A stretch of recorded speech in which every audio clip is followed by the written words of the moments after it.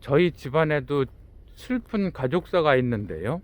마을 전체를 둘러보았을 때 집에서 보이는 마을의 거의 모든 곳이 저희 땅이었습니다.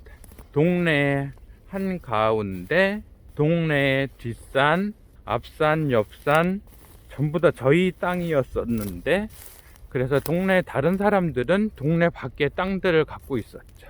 그런데 사단이 난 건 할아버지가 외도를 한 거죠. 그래서 수천 평을 팔아서 그 첩이 되는 분한테 낼름 다 갖다 바쳤죠. 저희가 살던 집조차도 할아버지는 팔아서 유유히 집을 떠나셨죠.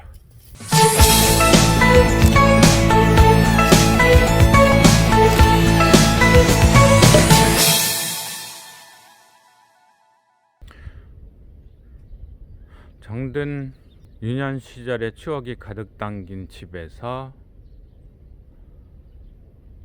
언뜻 넘어져 있는 또 하나의 집, 사랑채였습니다. 6, 7살, 8, 9살 어린 시절 자라왔고 지내왔던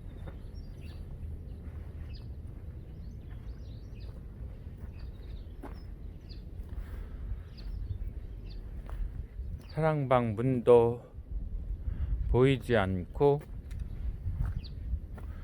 사랑방 아궁이도 처참하게 파괴되어 있고, 그 옆에 있던 외양간은 흔적조차 찾을 수 없고 광도 없고 하나도 없네요. 상수도라고는 없이 우물에서 생활하던 그 우물가, 17, 8, 9 사춘기 때 여름 더위를 달래던 우물가였던 거죠. 등목을 하면 할머님이 등에 시원한 물을 부어주시던 우물가. 그 사랑채는 엉망이 되어 쓰러져 있네요. 안뜰에 있던 여러 가지 추억들. 당독대는 비슷하게만 남아있네요. 어머님은 여기서 평생을 가족들을 먹여 살리느라 애쓰셨던 거죠. 이제는 된장, 간장 어느 하나도 남아있지 않은 옛 고향집의 장독대. 어머님도 세상을 떠나신 지 20년이 넘었고, 어머님이 떠나고 남은 자리에 남아있던 장독대는 항아리만 거꾸로 엎어진 채 세월을 기다리고 있네요. 근데 이러한 장독대도 추억할 수 없는 시간이 다가왔습니다. 고향 마을이 개발 대상지가 되어 여기저기 부서져 나가고 있습니다. 멀리 보이고 울창하던 산들은 전부 다 민둥산이 되었고요. 안방 창문과 부엌문, 그리고 집의 뒷뜰인데요. 뒷뜰의 뒤편에는 어린 시절 살던 건넌방이 보입니다. 이제는 모두 기억과 추억 속에서 사라지게 될 추억의 공간들. 제가 썼던 책들도 다 저기 하겠죠. 많은 책들, 추억이 서린 공간, 이제 작별을 해야 될 시간입니다. 어딘가에 어린 시절 앨범도 있을 텐데 찾을 수가 없네요. 안마당이 있고 대문이 있던 곳에는 새로운 현대식 건물이 들어섰고, 어머님은 새 집으로 이사 가시고 1년이 안 되셔서 건강이 나빠지셔서 돌아가셨죠. 20년을 이곳에서 홀로 지내시던 아버님도 이제는 개발에 밀려 이주를 해야 되는 상황이 되었습니다.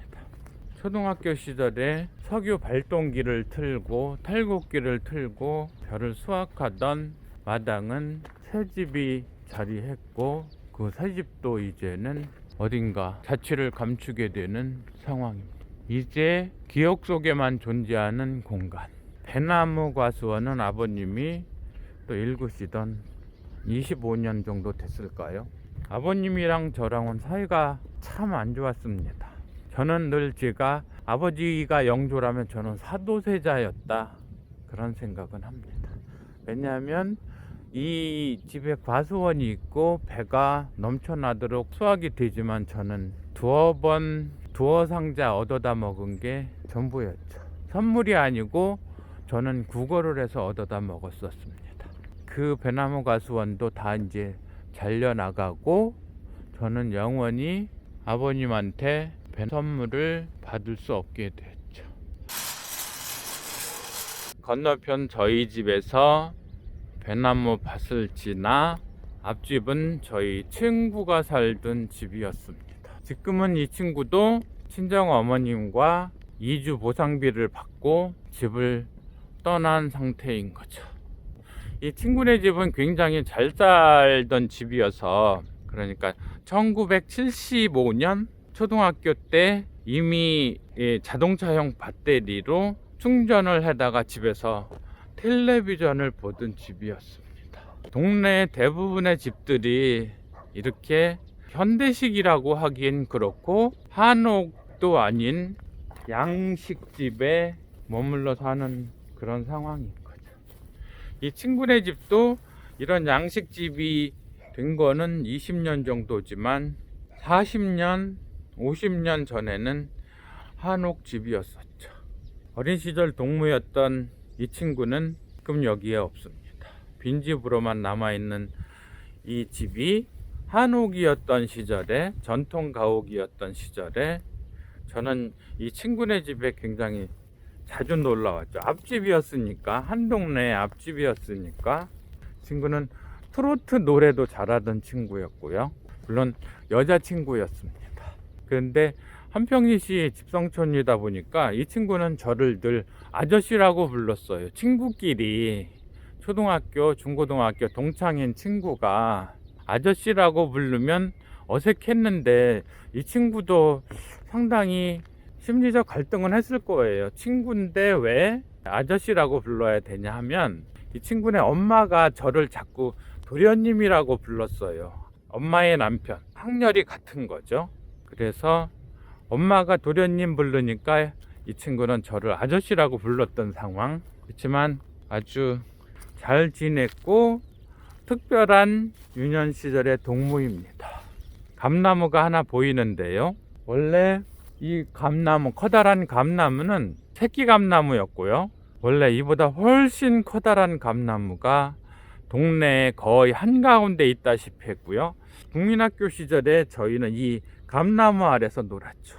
감나무 위에도 줄창 올라가고 감도 따먹고 술래잡기도 하고, 이 감나무, 옛날 없어진 감나무 옆에는 또 솥소리 감나무라고 하는 또 다른 감나무가 있었죠. 감의 모양도 특이했는데 감나무도 없어지고 엄마 감나무도 없어지고 지금은 그 예전에 있었던 새끼 감나무만 남아있네요. 그 옆에 또 다른 새끼 감나무도 약간 남아있기는 하네요.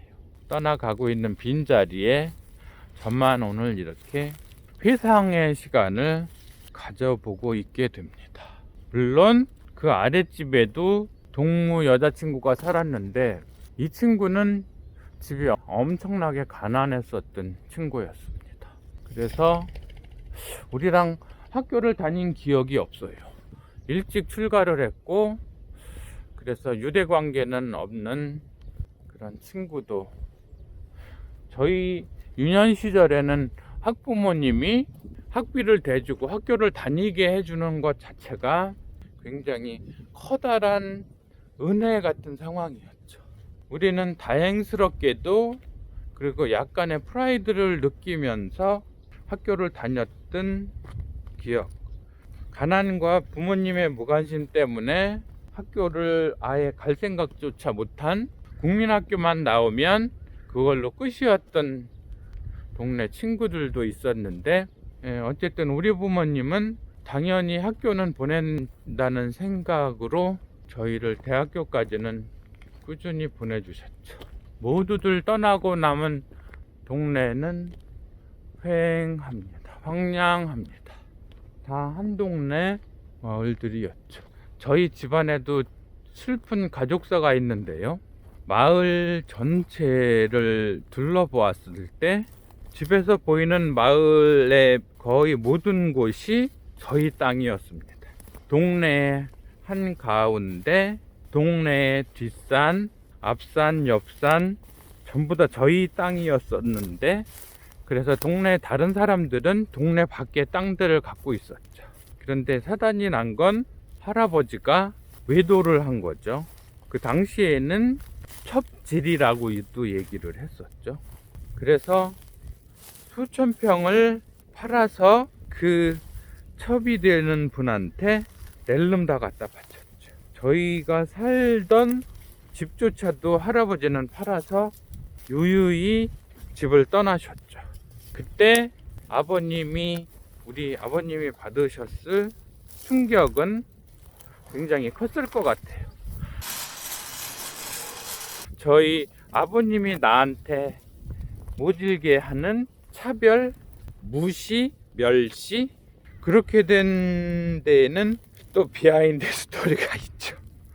왜냐하면 이렇게 온 동네 한가운데 전부 다 우리 땅이었던 이 마을에 아버님이 제가 초등학교 1, 2학년, 그러니까 1975년도 지금 보이는 동네 그 많은 땅 중에 이 땅을 제 명의로 해주셨죠. 대략 1200평. 이 자리에는 조그만 저수지 같은 양어장, 커다란 우물이라 하기에는 너무 크고 저수지라 하기에는 좀 작았던 그런 연못 같은 곳이 있었고, 저의 땅도 같이 붙어 있었죠. 늘 샘물이 흘러나오는 논우물과 제 땅. 저는 여기서 이제 머리가 커서 대략 10년쯤 전에 국제양궁 전지훈련센터라는 비즈니스 아이템을 가지고서 건축을 좀 하고 싶었죠. 물론 아버님은 반대를 하셨고요. 이유는 제가 하는 사업은 망할 거다. 그러니 명의는 비록 내가 너한테 해줬지만 손대지 마라. 그렇게 반대를 하셨고, 저의 남동생은 저기 보이는 아버님 땅에 좋은 창고도 짓고 육묘장도 짓고 전부 다 하면서 사업을 넓혀 가다가 지금 이렇게 이제 개발이 되면서 환지가 되면서 동생들도 보상받고, 근데 저만 이제 빈손이 됐어요. 마음은 씁쓸한데 그 원인은 시초는 그런 거죠. 여기가 제 명의로 있던 땅 운정리 156번지 일대. 저는 사업을 할 수 없게 되자 어쨌든 제 명의였으니까 땅을 팔아서 다른 곳에 가서 땅을 사서 수건 사업인 양궁 전지훈련센터, 해외 선수들 대상으로 한 그런 훈련센터를 짓겠다고 마음을 먹었고, 충주로 갔죠. 충주호 포원이 잘 바라다 보이는 곳에다 땅을 3만 평을 샀어요. 3만 평이다 보니까 땅에 도로 초입에서 산 정상까지가 다 우리 땅이었던, 그래서 그 산의 정상 중턱부터는 유람선이 지나가는 것도 보이고 발걸음이 잘 떨어지지 않는데 제 땅이었던 운정리 156번지. 이러한 논들은 저희가 국민학교 시절, 지금은 다 초등학교지만 제가 자라던 시절에 공식 명칭은 국민학교 시절에 봄이 되면 모내기 아버님이랑 같이 하고 손으로 모를 심기도 하고 못줄을 띄우기도 하고 그러면서 자라던 공간이고요. 논의 한가운데를 흐르는 수로라는 게 있습니다. 평택호에 물을 담수해서 아산만 방조제라고 그러죠. 그 옆에는 삭교천 방조제가 있고요. 박정희 대통령 유거와 관계 있던 그날의 삭교천과 그 이전에 아산만 방조제가 완성이 돼서 이렇게 수로로 물을 흘려보낼 수가 있는 시스템이었죠. 그래서 우리가 수영을 배운 건 이 수로였습니다. 물이 일정하게 흐르고 늘 흐르고, 그러니까 한여름이 되면 이렇게 집 앞에 텃밭에 심어 놓은 수박 참외를 따가지고 이 수로에 와서 수영을 했죠. 그러니까 땅 짚고 수영하는 게 얼마나 쉬운지를 알죠. 가라앉으면 땅 짚고 발장구질 물장구질 해서 떠오르면 수영을 하고, 그러다 보면 요즘 같은 물론 자유형 접영 뭐 그런 거는 할 줄 모르지만 물에는 뜨고 잘 갈 수는 있죠. 그래서 그게 이제 말하자면 우리가 개헤엄이라고 그러잖아요. 개들을 물에다 집어넣어 놓으면 하는 수영법. 이 수로도 다 이제 사라지겠죠. 농사들 다 안 짓고 나니까 숲들로 울림하고, 동절기여서 그렇지 한여름이 되면 잡초들 무성해서 걷지도 못할 정도의 길이 되어버렸어요. 들판이 잡초만 무성한 개발 예정지가 됐습니다. 유년 시절에는 개헤엄하면서 놀던 동네가 이제는 중고등학교 시절이 되면, 고등학교 때에는 주로 산책을 하던, 사색을 하면서 산책을 하던 그 어려운 문고판 짜라투스트라는 이렇게 말하였다. 도대체 무슨 얘기인지 아무리 집중해도 알 수 없는 그 시절의 사색의 동반자는 전혜린이었죠. 소설가 한수산, 신경숙, 조병화 시인은 대학교 때 알았던 여러 책, 뭐 앙드레지드의 좁은 문, 뭐 까미의 알베르 까미의 이방인, 누가 가르쳐 주지도 않았는데 책을 열심히 읽는 거는 기본적인 소양이라는 생각에, 그렇게 고등학교 사춘기 시절을 보낼 때마다 마치 사상가인 양, 소설가인 양 걷던 길이 이 수로와 함께하는 농로였죠. 이제 다시는 걸어보지 못할 추억의 옛 동네의 길들 마지막으로 걸어보면서 이렇게 옛 기억들을 추억으로 남기면서 이 정든 옛 동네 고향을 떠나야 하는 시간입니다. 이제 나이가 58, 적은 나이가 아니죠. 제 생애에 60을 바라보는 나이까지 다가오기가 이렇게 쉽고 빠를 줄은 몰랐죠. 다만 제 이름으로 된 등기권리증, 토지든 아파트든 부동산 등기권리증 하나 없는 현실, 나이 60이 내일 모레인데 자산이 하나도 없는 경제 상황은 좀 암담하죠. 약간의 절망, 그런 것도 있기는 하죠. 제일 정신적으로 힘든 사람은 안사람, 아내이고, 그 사람이 힘든 건 고스란히 저한테 또 전해져 오기도 하죠. 성공이라는 이름표를 찍으면서 제가 인생을 황혼기를 맞이할 수 있을까요? 열심히는 했는데 잘하지는 못했던 것일 수도 있죠. 계속 농로 수로길이 이어지고 있습니다. 산책을 하면 늘 이렇게 다녔었죠. 동네 농로길. 경지정리된 동네는 시멘트 포장도 있고 하지만 저희는 늘 이렇게 흙길이었죠. 들짐승이 얼마나 많은지, 엄청나게 많은 동물들의 발자국만 있네요. 늘 이렇게 산책을 하면서 무슨 생각을 그렇게 많이 했는데, 뭘 할까, 어떻게 살까, 삶은 무엇일까, 나는 어떻게 될까, 그런저런 생각 수도 없이 하면서 청년기를 보내던 시절이었습니다.